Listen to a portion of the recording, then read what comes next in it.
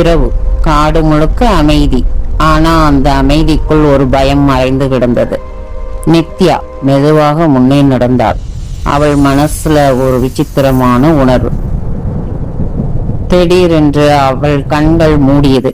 ஒரு காட்சி அவள் முன்னால் தோன்றியது. ஒரு பழைய கோவில், பாம்பு சின்னங்களால் நிரம்பிய ஒரு இடம். இந்த இடம் என்ன என்று நித்யா பயத்துடன் கேட்டாள். அவள் கண்களை திறந்ததும் அதே கோவில் முன் நின்னாள். அவள் மெதுவாக அந்த கோவிலுக்குள் நுழைந்தாள். அந்த நேரத்தில் ஒரு குரல் கேட்டது. நித்யா, நீ மட்டும் இல்ல, இன்னொரு சக்தி இருக்கிறது. நித்யா அதிர்ச்சி அடைந்தாள். அது யார்? அந்த நேரத்தில் இருள் அதிகமாகியது. ஒரு சிரிப்பு ஒலித்தது. அந்த சக்தி நான் தான்.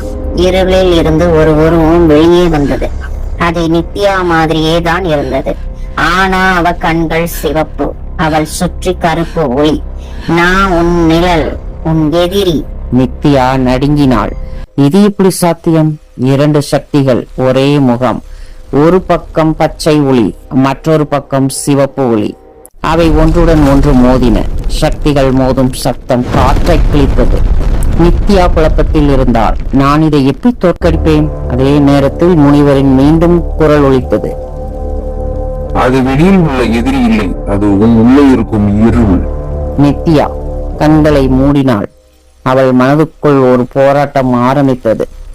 ஒளி, இருள், நல்லது, கெட்டது, எது வெல்லும்? இந்த போராட்டம் இப்பொழுதுதான் ஆரம்பம்.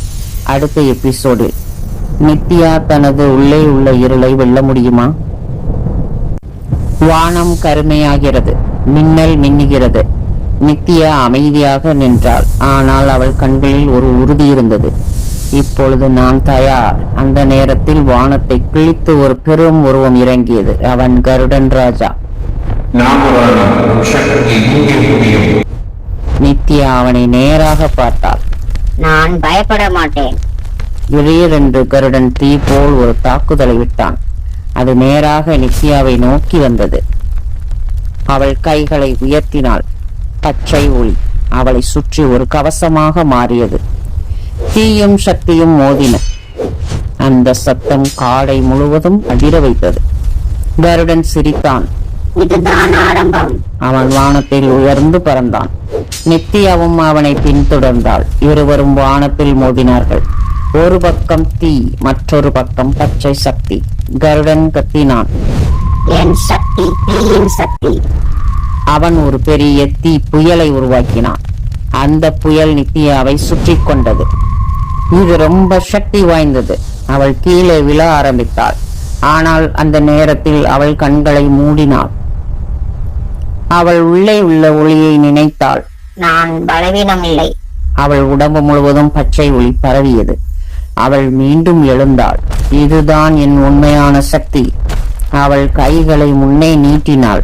ஒரு பெரிய பச்சை ஒளி வெடித்தது. அது கருடனை தாக்கியது. கருடன் பின்னே தள்ளப்பட்டான். அவன் கோபமாக பார்த்தான். நீ வென்றதில்லை, இது ஆரம்பம்தான். அவன் இருளில் மறைந்தான். வானம் மெதுவாக அமைதியானது. நித்யா நிலத்தில் இறங்கினாள். அவன் திரும்பி வருவான். அவள் கண்களில் இன்னும் ஒரு தீ இருந்தது. இந்த போராட்டம் இன்னும் முடியவில்லை. அடுத்த எபிசோடில் இந்த ரகசியம் முழுக்க வெளிச்சம் காணும். இந்த கதை உங்களுக்கு பிடிச்சிருந்தா லைக் பண்ணி, ஷேர் பண்ணி, கமெண்ட் பண்ணுங்க. சப்ஸ்கிரைப் பண்ணி சப்போர்ட் பண்ணுங்க. தேங்க்ஸ் ஃபார் வாட்சிங்.